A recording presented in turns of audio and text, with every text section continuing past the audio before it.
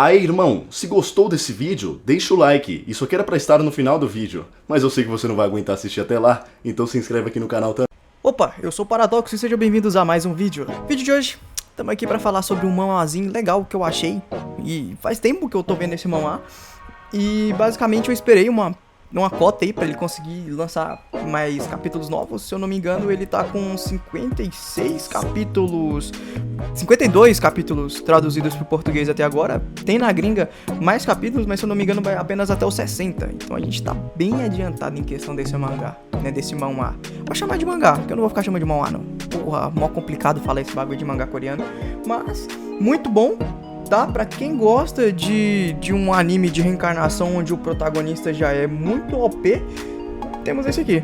O nome dele é Dan Reincarnation. Dan Reencarna, basicamente. A história começa, né, falando sobre o grupo do herói e como eles lutaram pra impedir o mal no mundo. O herói Vermouth e seus 4 companheiros foram para o Devil Dons de Helmut para subjugar o Rei Demônio. Basicamente é o grupo do herói batendo de frente com o Rei Demônio de novo. Eles derrotaram 3 dos 5 Reis Demônios, né? Porque aparentemente nessa história tem mais de um e só faltavam 2. E aqui a gente já vê que o herói, né, tem cabelo branco e olho amarelo. Só disso aí o cara já é foda. O herói sendo o grande Vermouth, né? Que é basicamente o herói do grupo. Aí a gente já tem a maguinha, né? Porque não pode faltar mago num grupo de herói, né? Que é a sábia Siena. Motor 1.8 ali já, pá. A fiel Denise, que é basicamente a curandeira do grupo, mas meio sádica. O corajoso Molon, que provavelmente era o bárbaro, né? O tanque do grupo. E aqui é que vemos o Prota, né? Gritando: Vermouth, seu desgraçado, não vai na minha frente, não. Tipo assim, ele é como se fosse o rival do herói, tá ligado? O protagonista, ele tava mais pra um rival do herói, intitulado de O Estúpido Hamel. Hamel é o nome dele. Segundo o que o mangá vai nos contando, né, o Hamel sempre teve inveja do Vermouth, que é o herói, e ele o considerava como seu rival, mas ninguém sabia disso. Basicamente todo mundo do grupo devia saber que ele considerava o herói o rival dele, né? Eles vão avançando, basicamente derrotando todos os demônios que tem naquela dungeon. Porém, em um momento que eles abaixam a guarda, né, o herói vai ser atacado de costas e o Hamel entra na frente e toma um ataque que atravessa o peito dele, né? Pra salvar o herói, basicamente ele toma esse ataque. O Hamel cai no chão por causa do ataque, o herói se vira e vai em cima da criatura que atacou o Hamel com tudo e a mata com tranquilidade até alta, na verdade. Depois disso, todo mundo vai pra cima do Hamel, né, do nosso querido protagonista, perguntando se ele tá bem, o que tá acontecendo, mas obviamente, né, não tá nada bem. E aí o herói olha, tipo assim, de costa pra ele, né, você não precisava ter me protegido. E aí o Hamel no chão, todo ensanguentado, fala: pelo menos vou ter uma morte honrosa. Em seus momentos finais, Hamel lamentou por não ter sido tão honesto com seus companheiros e pede para que o herói derrote os Reis Demônios. Ele estica a mão pra frente, né? E o herói segura a mão dele e diz: jura em meu nome como um herói que irei derrotar todos os Reis Demônios. E aí ele começa a fazer pedido, né, pra todos os companheiros dele, tá? Ele pede pra Nise, que é a freira lá, pra ela orar por ele, né? Pro Molon, o bárbaro, né, que ele é mais corajoso de todos e que pra ele ser o mais corajoso de todos, né? E pra Siene, que é basicamente a maga, né, ele olha pra ela e diz: eu te amei. E aí corta por uma criança gritando, nada a ver, não era assim que aconteceu, nem fudendo que eu falei umas coisas dessas. E é basicamente o protagonista, depois de ter reencarnado na família do herói.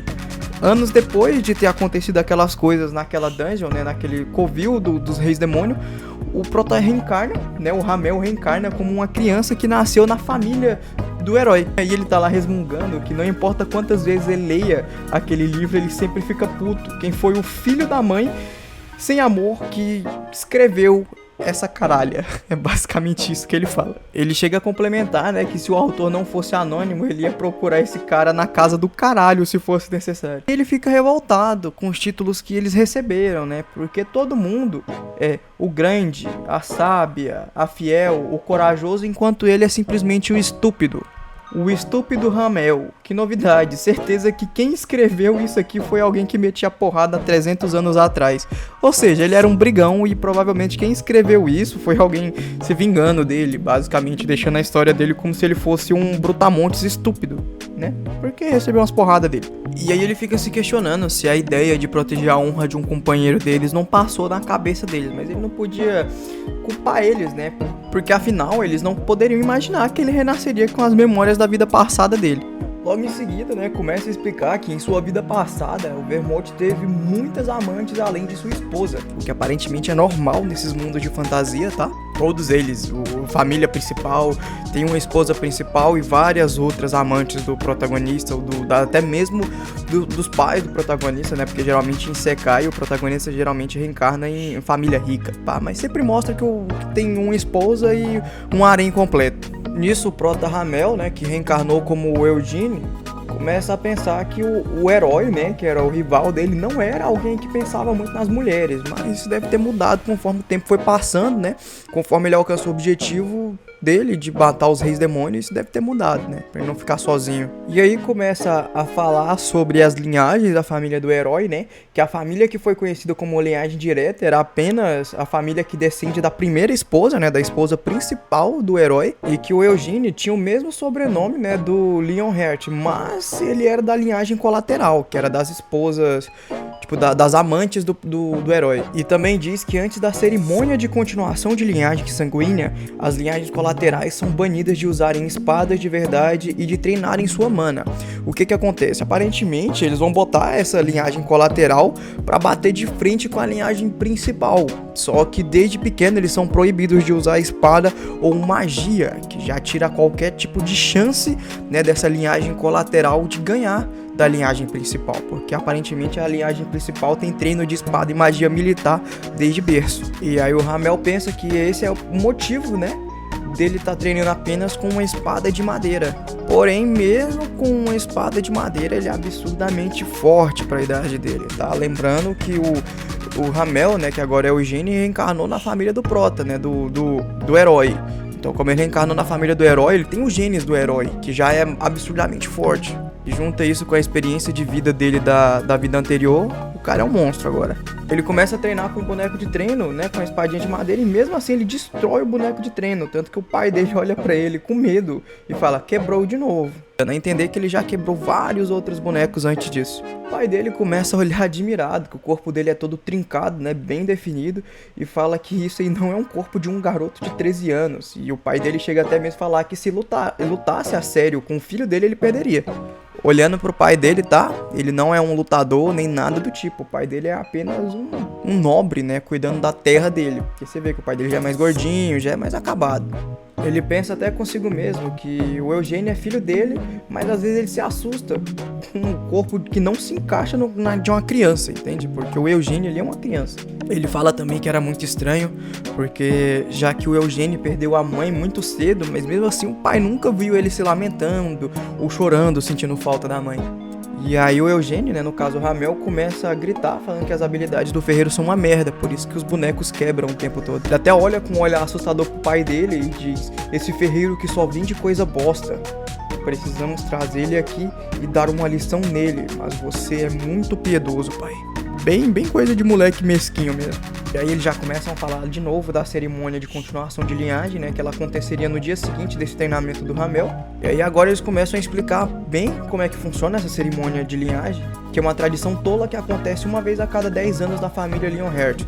Aí nessa cerimônia, né, tanto a linhagem direta quanto a linhagem colateral juntam todas as crianças com idade entre 10 e 15 anos na casa principal, né, na casa principal da linhagem lá. E eles competem para ver quem tem habilidades para ser digno de ser chamado de Leonheart. Basicamente, para você ter o sobrenome da família, tu tem que ganhar um Battle Royale.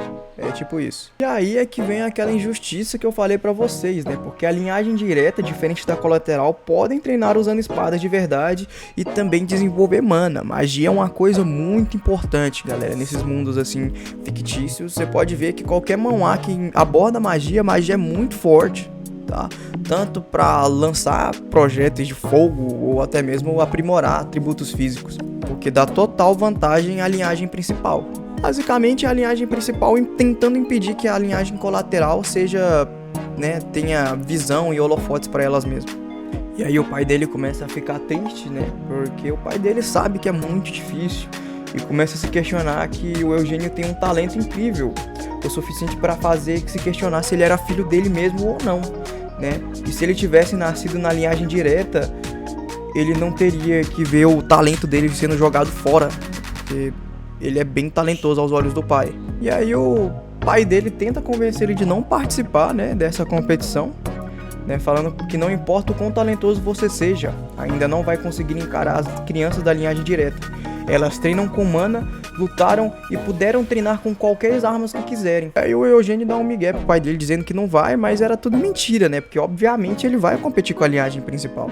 E aí o Eugênio diz que vai ser uma competição de habilidade com merdinhas de 10 anos, né? Com crianças. Que vai ser chato a ponto de dar sono nele. Porém, não é bem assim, né? E aí ele já começa a falar que na cerimônia de linhagem, da continuação de linhagem, vai ter 3 crianças da linhagem direta e 6 crianças da linhagem colateral, né? Basicamente 3 crianças que lutaram e aprenderam a lutar com magia e 6 malucos igual ele que só foi jogado à própria sorte. E aí ele já fica empolgado, né? Falando, bora ver o quão bons descendentes do grande Vermont ficaram.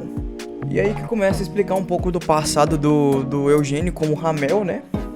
E fala que desde muito novo ele achou que ele era um gênio, que ele não tinha problema para aprender coisas novas e a taxa de crescimento dele era muito maior comparada das outras crianças, tá? Lembrando que o Ramel cresceu na periferia, tá largado, sozinho, porém tudo começou a mudar quando ele conheceu o herói Vermont, né? Que o Vermont era muito forte, né? Ficava até zoando o Prota, menosprezando ele, falando que ele podia ter ficado muito mais forte, né, se pelo menos tivesse tentado um pouco mais. E aí conta a história, fala que o herói era um duque de Kiel até ele largar esse título, né, e ser condecorado como herói até o resto de sua vida. Começa a falar também sobre a sábia Senna, aquela garota atrevida que foi convidada para o reino mágico de Aroth e foi eleita como a mais nova maga-chefe da Torre de Magia. Fala também sobre a freira, né, a fiel Anise, a garota com um coração imundo, que foi chamado de santidade pelo Império Sagrado de Yuras. Tem até algumas escrituras sobre ensinamentos dela que agora existem.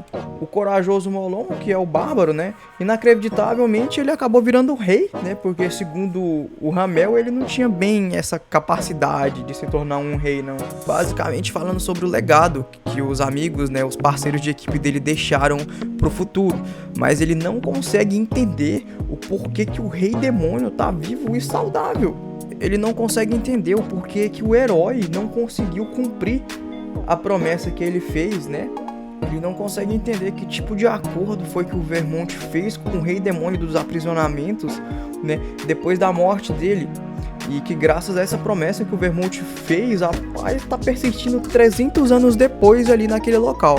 E aí o velho começa a explicar, né? O velho que tá na carruagem junto com ele, sobre o tamanho das terras, e fala que as terras são tão enormes que tem alguns portais, né, espalhados por aí para ele poder utilizar. É aí que ele chega, né, na propriedade principal, né, dos Leonhertz, que é a casa principal da família de primeira linhagem. E aí quando ele vai se preparar para descer, o capítulo acaba, né? Esse mangá ele é muito bom, tá? Eu aconselho vocês a lerem. Eu vou trazer resumo dele constantemente, porque eu gosto pra caralho desse mangá e eu quero botar ele em dia. É isso, rapaziada. Falou! Dá like aí, pô.